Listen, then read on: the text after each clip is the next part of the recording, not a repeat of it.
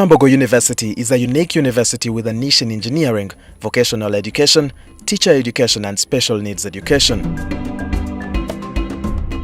Since its inception in 2003, the university has continued to produce industrious engineers, teachers and experts in special needs and vocational skills who have contributed to national development. I came to Kyambogo in 2014, and that was at the time when the university was in turmoil, really. I found the university had an elaborate strategic plan, and that has been our guiding document for all we are doing in the university, the strategic plan. The strategic plan has 5 focus areas, and our achievements and focus has been along those 5 focus areas. The first one was teaching and learning, to become a university that focuses on quality teaching, quality learning, produce quality graduates. In that area, we have reviewed all our academic programs, and we introduced new programs which are demand-driven, focusing mainly on those programs which would give students skills and be able to create some jobs for themselves. So we have introduced a number of new programs. We introduced new master's programs in order to increase our research output. We also introduced, for the first time, doctorate programs, PhDs. So this university now runs a number of PhD programs. I think there are about 5 or 6, and we are developing new ones. This has been made possible because many of our people have now returned from staff development where they did their PhDs. And I'm encouraging many of these people who come back with their PhDs to use their knowledge to promote research, to promote graduate programs, masters and doctorates.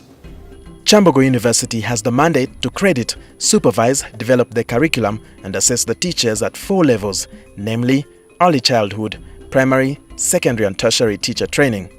This makes Kyambogo a leading university in education in Uganda. Because our programs are attractive, this has given us a big push in the number of students wanting to come to Kyambogo. As I speak now, we have a student population of 33,000 students on campus. This is the largest population of students this university has ever registered. And of course that comes with the tremendous expectations on part of management to be able to deliver the services to these students. The university has a well-established governing council, senate and other structures that ensure high quality of output and service delivery, taking into account integrity, equity and professionalism in all dealings and execution of the university's mandate. Another area we have focused on is research and knowledge generation, innovations. You may remember that this university was formed by merging 3 institutions: ITEC, or Institute for Teacher Education Kyambogo, Uganda Polytechnic, and Uganda National Institute for Special Needs Education. In those institutions, research was not critical. It was not important because the ITEC was producing teachers. Polytechnic was producing technicians for the industry and scientists for labs. UNICEF was producing tools for use by people with special needs in education. So when it became a university, we are supposed to produce knowledge, contribute to knowledge generation through research at master's levels and doctorate levels, and also through research conducted by members of staff already in employment. We have tried to recruit many people into positions so that teaching and learning can continue. However, we are still understaffed, and that is still a big challenge which we are grappling with. The university aims at equipping each student with relevant knowledge and hands-on skills required for enterprises and to excel in the world of work. The university provides a serene learning and working environment at campus with experienced and dedicated staff. So we introduced a competitive research scheme, and we worked with our council and put in some money, close to 2 billion, for members of staff to compete, write proposals, compete, and then they get research money so that they can be able to publish and they grow in their careers, so that they can publish and what they write as contribution to knowledge can be attributed to Kyambogo and improve its ranking. And we have gone through the first round where we have awarded research grants to about 22 members of staff, spending about 400 million. And there are now new applications coming in, and we'll grant more money to more people. So we can see our research output is increasing, and we also support members of staff to attend international conferences. If you have a research paper and you want to go and present it, we support you. You go and present the paper. In addition, we have an ambitious staff development program where we support members of staff to go for masters and PhDs in universities in the region and also in Europe, fully funded by the university. Another area we have focused on is institutional development. In the area of institutional development, you look at issues of policies. We have developed many policies in this university, and that has contributed to the peace and the tranquility that we see here. Because when we don't have policies in institutions, governance becomes a problem. So we have worked on the human resource policies, we have worked on issues to do with promotions of members of staff, issues to do with disciplining members of staff, issues to do with staff development policies and all that. The university sits on Banda Hill and is one of Uganda's largest public universities. Kyambogo University came as a result of a merger of the former Uganda Polytechnic Kyambogo, UPK, the Institute of Teacher Education Kyambogo, ITEC, and the Uganda National Institute of Special Education, UNISE.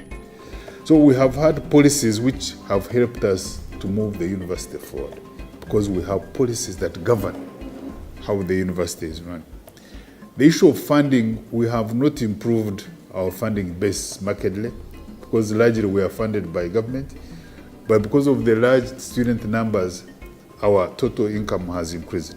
2019-2020, our budget had moved to about 151 billion.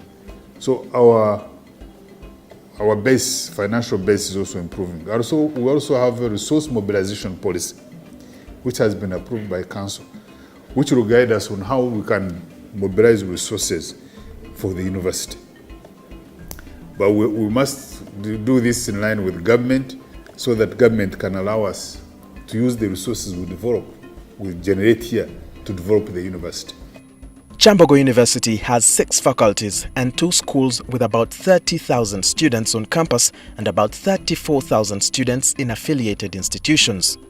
The faculties and schools include Faculty of Engineering. The Faculty of Engineering in Kyambogo University, first of all, is the largest faculty of engineering in Uganda. In terms of student numbers, we have over 5,000 students. In terms of programs, we have 27 undergraduate programs and 3 master's programs. In terms of infrastructure, we have over 60 workshops and laboratories, in addition to lecture rooms and other facilities. So we are really big in terms of that. And this is because we have a long tradition of teaching engineering. We started from way behind, and that has helped us to have hands-on training for our students because of these facilities which we have. And we have 4 departments. We have the Department of Electrical and Electronic Engineering. We have the Department of Mechanical and Production Engineering. We have the Department of Civil and Building Engineering, and have the Departments of Lands and Architecture Studies. These the programs, the 27 undergraduate programs and the 4 graduate programs, 4 masters, are distributed in these departments, yes. And as I've pointed out, this year has been because we have a number of workshops. It is 60 workshops is quite a lot when you look at the area they occupy and what is entailed. And one of the issues is that we've had most of our infrastructure renovated. That's a very big achievement. and the modern equipment are now in the process of being installed. We've got all these renovated and new infrastructure built. One of the biggest achievements we managed, we really took time to look at what other institutions which are training. And that led to a case where we have people who have done a diploma. For example, if you have done a diploma in engineering and you've passed very well, you can enter the degree program in second year. Because like for the technical colleges, we tailored our first year training to the diploma program, so that when somebody has finished a diploma, he has got all the training that has been carried out by the bachelor's people in the first year. Very few people have looked at this, but in order to be a research institution, you need master's programs, and we are writing PhD and other master's programs. So we've really moved. Faculty of Science. The Faculty of Science is made up of 7 departments: physics, mathematics, biological sciences, chemistry, computer science, sports science, and food technology. We have an enrollment of 2,480. These are the students who registered for the exams for the first semester of this academic year of 2018-19. We have a number of programs in these departments, but I'll just mention a few new ones. We have Bachelor of Science in Oil and Gas Production. We started this course because many universities around were offering programs in oil and gas management, in oil and gas law, and we felt we needed to bring in a course that would deal with production. These days the catchword is when are we having our own oil? And Kyambogo felt that they should come in and provide manpower for the oil sector. We started the oil and gas production, the Bachelor of Science in Oil and Gas Production. It's now going to have the first graduates this academic year. In December we'll be graduating the first group. And we feel by the time Uganda goes into oil and gas production, sometimes we cannot take all of them.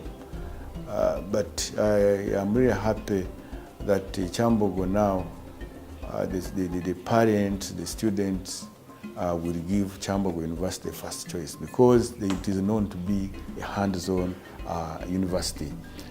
Over time, we have seen the university increase the budget on teaching materials. And in science, you cannot do science without teaching materials for practical.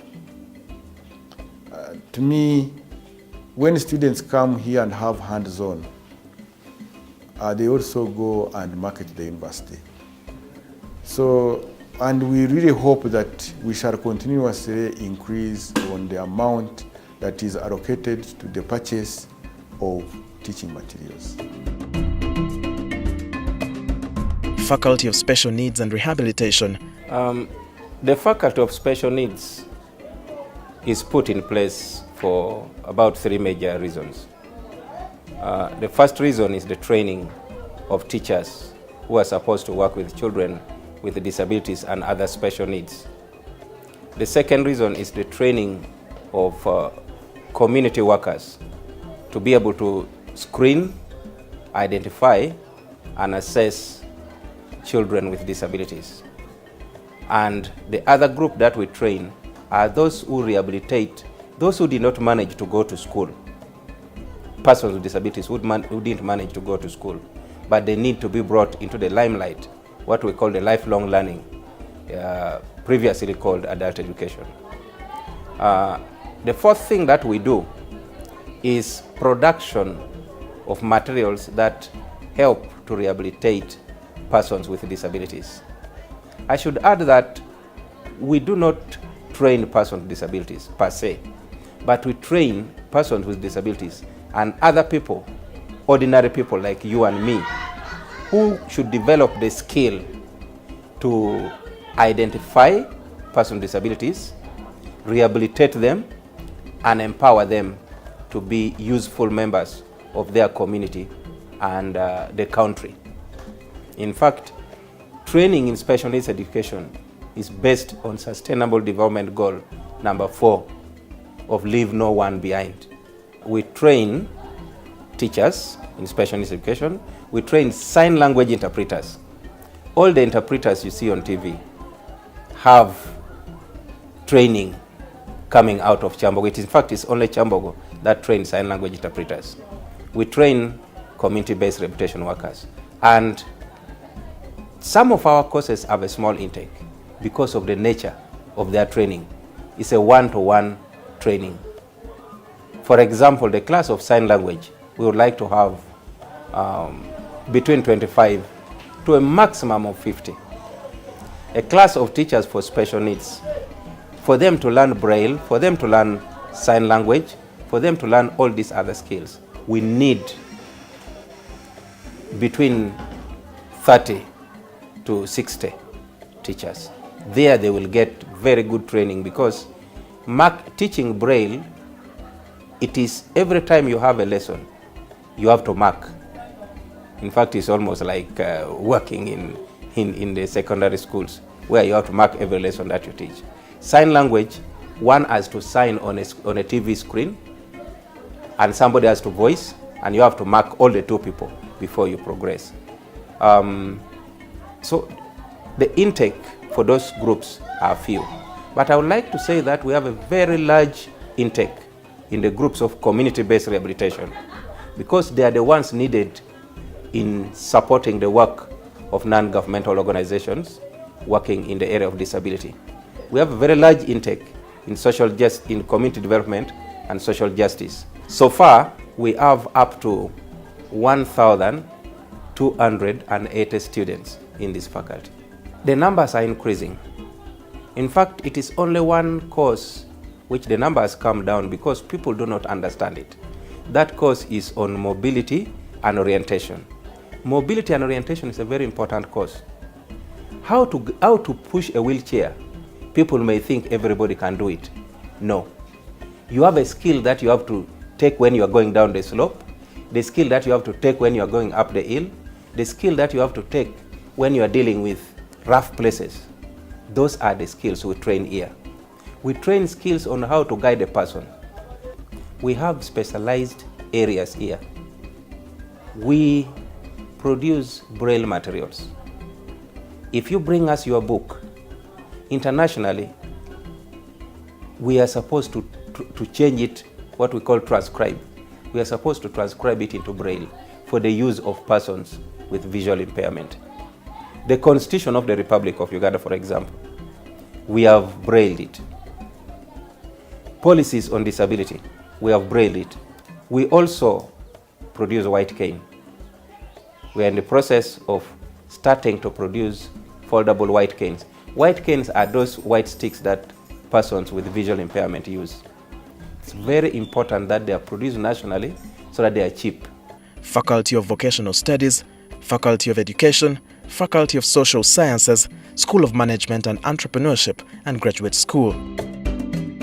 In the area of ICT, I think Kyambogo is the leader in provision of ICT solutions, especially in the area of teaching and learning. We had an e-campus system which has now been upgraded to AIMS, Academic Information Management System, and the government has adopted it, and it's now running in all public universities. It was developed here, and it is maintained also from here in partnership with the Ministry of ICT and the Ministry of Finance. So that is a plus for Kyambogo University. And then I think strategic marketing is another area we've tried to reach out to the public, show people what Kyambogo is doing, tell people about our programs.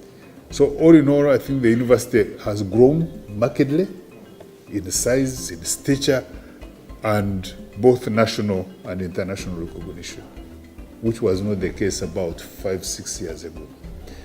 So finally, I want to invite the senior 6 leavers and the diploma holders to come to Kyambogo to enhance your opportunities, career opportunities, and study. We shall be here to provide the services to your satisfaction. So take advantage of our programs and apply to come to Kyambogo.